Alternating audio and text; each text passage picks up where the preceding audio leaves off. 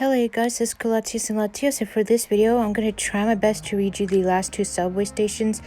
So, it looks like there is no subway station 8 to read, which is pretty interesting. So, that being said, let's read it.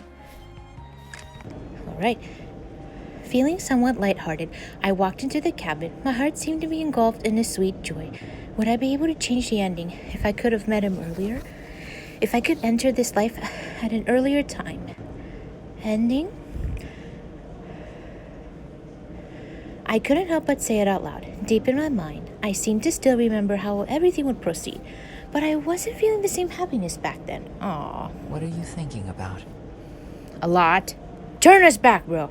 Huh? Oh, nothing really. I just feel like I've forgotten something. I always forget something. My memories have been a mess ever since I boarded this train. For example, I feel like I've met you before. Cyril looked at me without saying a word. His eyes were completely calm. His lips curled slightly. You do know me. Yes, we do. But you have to recall your past on your own. Of course we do. His words were like a reminder. I felt my head heating up from overthinking. Do you want to remember everything? Or do you prefer to give up the past and start again, right here? We don't want to start again. Cyril seemed to be hinting something. I felt that he'd always used such implicit language, but I couldn't remember exactly when.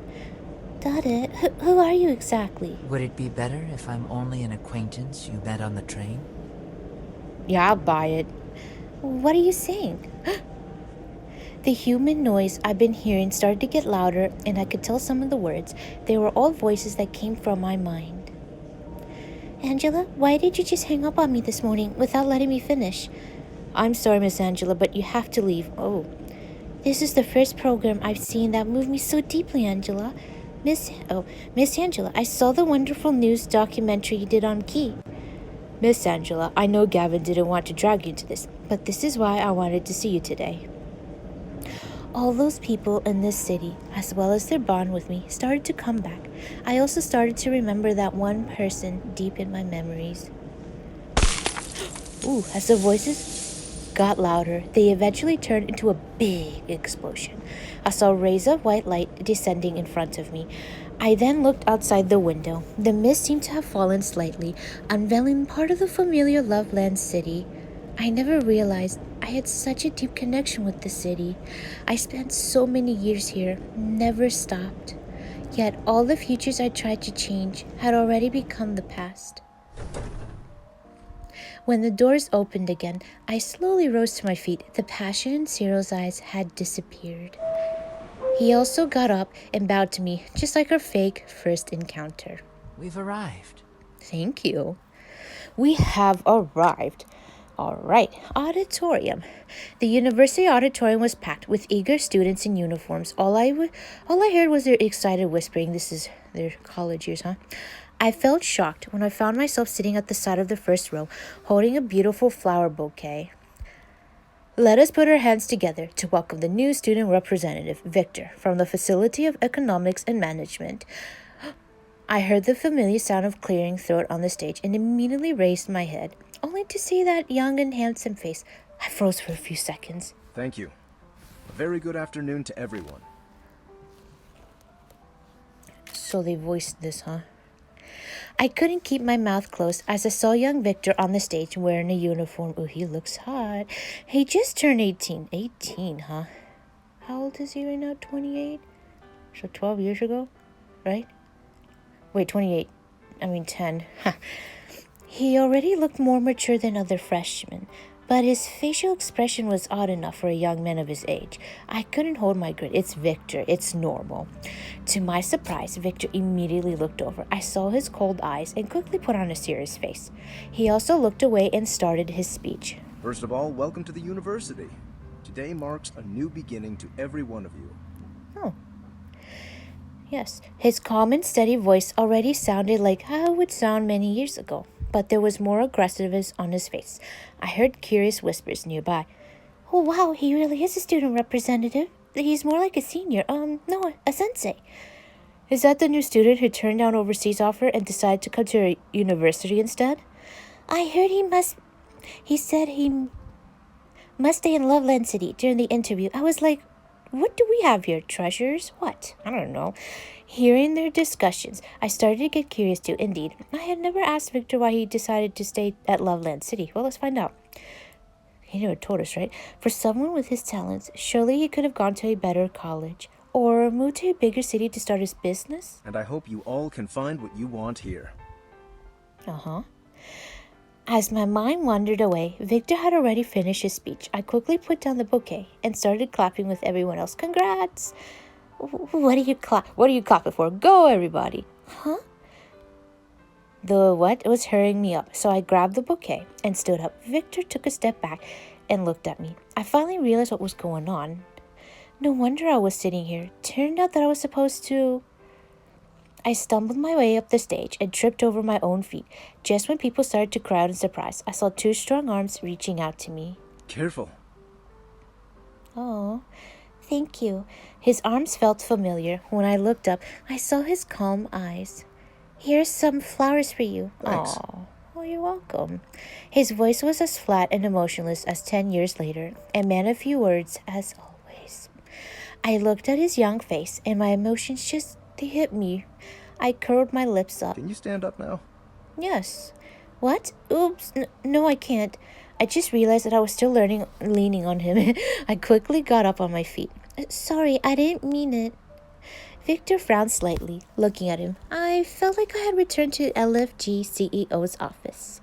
Yes, even knowing that he was only a first-year freshman, his domineering presence still got me at my wits' end.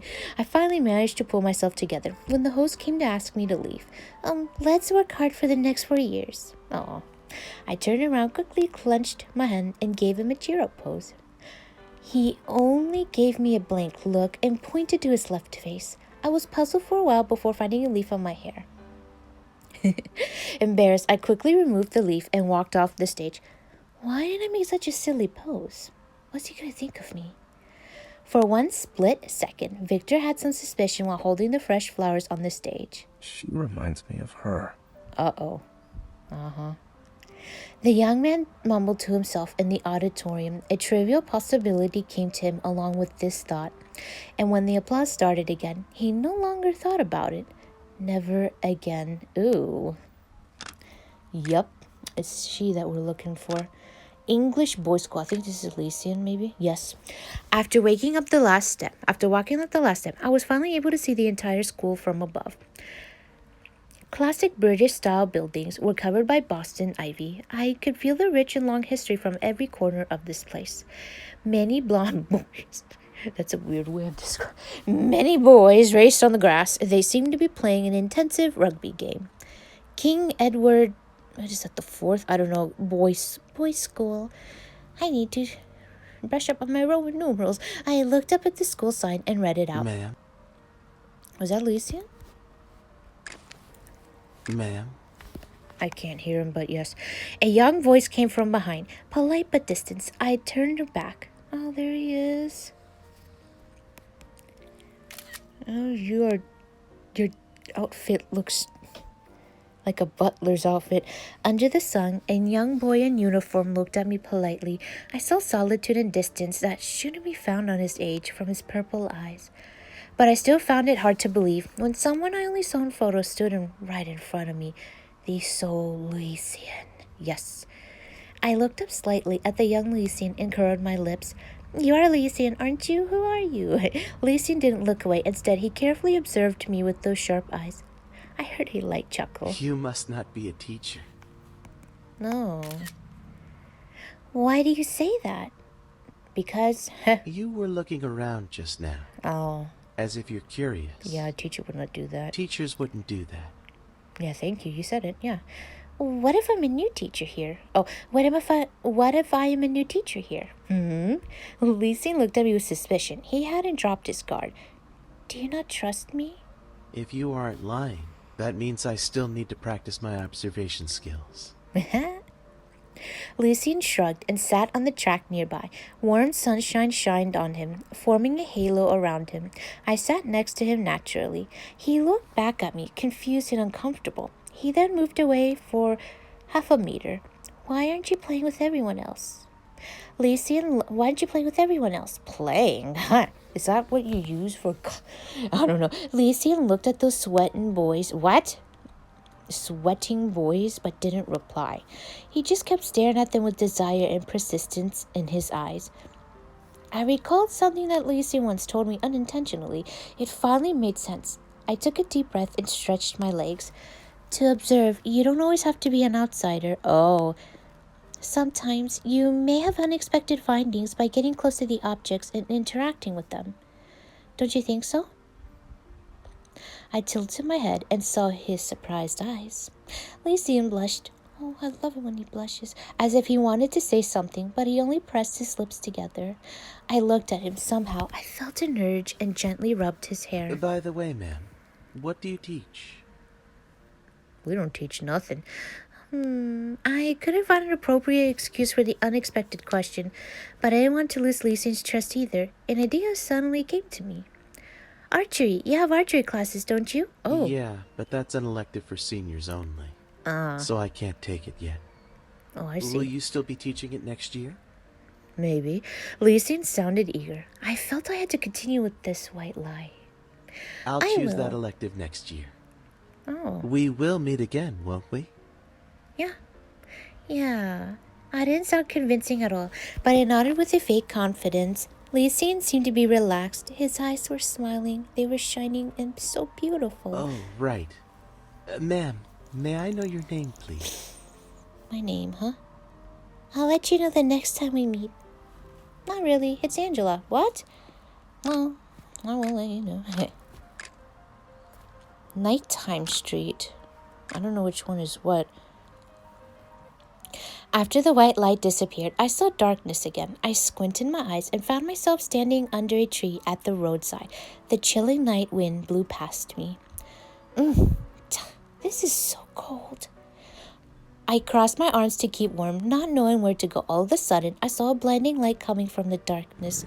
I heard wheels squeaking. A motorbike, Sparky, quickly drove past me and stopped a few meters ahead. The humming engine sounded even louder in the empty night. I took a few steps back, trying to hide in the shadow under the tree. Why are you here alone? Oh, you have no idea, Gavin. You don't know. Yep. The familiar voice made me less anxious. He took off the helmet and walked to me. Dim street light illuminated his face from behind. It was nighttime, but I could see his face clear enough. It's Gavin? Is it? But a lot younger than I remembered, though. Gavin frowned and stared at me. It was the same wild and untamed man, but not the one I knew, though. Seeing no response from me, he cleared his throat awkwardly. It's not safe at night. You should go home. No, it's okay. I was a bit lost, then I realized he didn't recognize me. Oh, I live near Sunshine Alley. Could you please give me a ride home? Gavin hesitated for 1 second and nodded. He didn't ask more questions, but tossed the helmet on his back seat to me. I put it on and sat on the back seat carefully. His back still felt warm, slim. Maybe he only grew into a reliable and strong man after many obstacles. Yeah, I would assume so. From my memory, I had been on his bike for many times, but I had no idea what Gavin's driving skills at this age were. Ready? Oh boy. Before I could reply, Gavin twisted the throttle and the bike launched away. Oh my gosh. He's riding fast. My voice disappeared to the helmet's cushioning as my body was thrown out of my control. Wind blasted past the motorcycle as it suddenly accelerated again. I grabbed Gavin's coat tightly out of instinct. How could I forget? The experience was surely exciting when I rode on his bike for the first time. The black wheels raced under the moonlight. Before long, we had arrived outside my apartment. I got off the back seat, still shocked. I passed the helmet back to Gavin. Thank you. I'm alive. Thank you, Gavin. I am here. Oh my goodness. My hair was flying everywhere from the wild ride when Gavin saw me. He was slightly shocked. Are you? Uh-oh. Suddenly realized something. My hands froze in the air. I started to think of the explanation, but Gavin smiled. as he found himself ridiculous.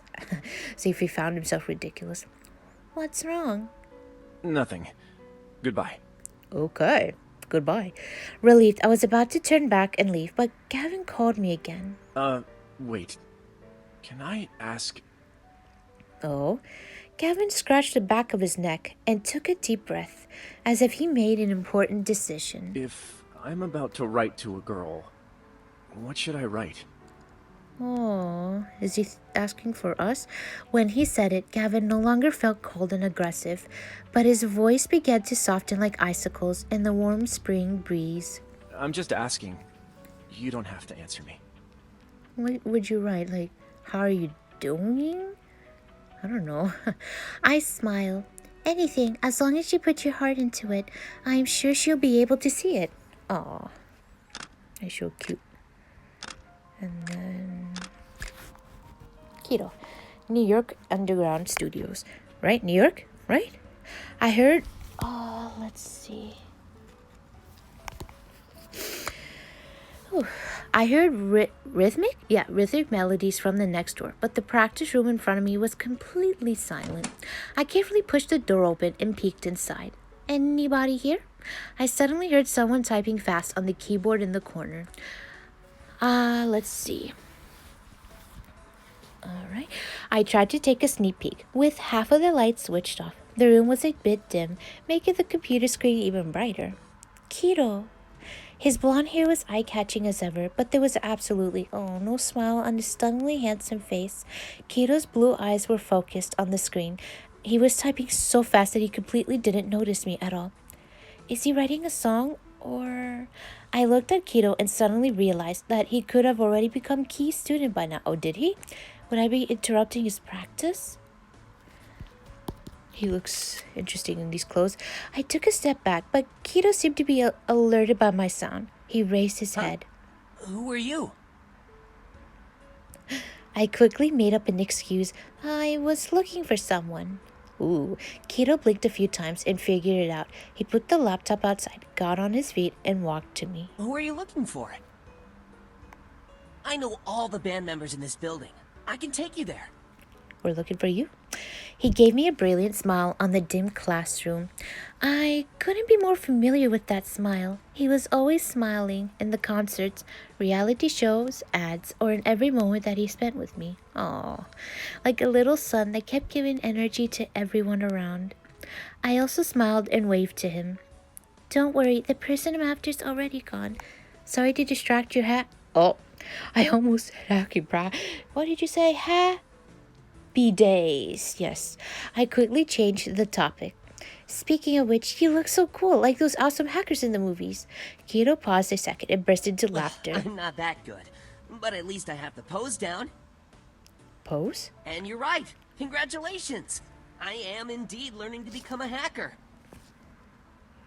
Oh. But I only just started, so I'm definitely not as good as you think. Yeah.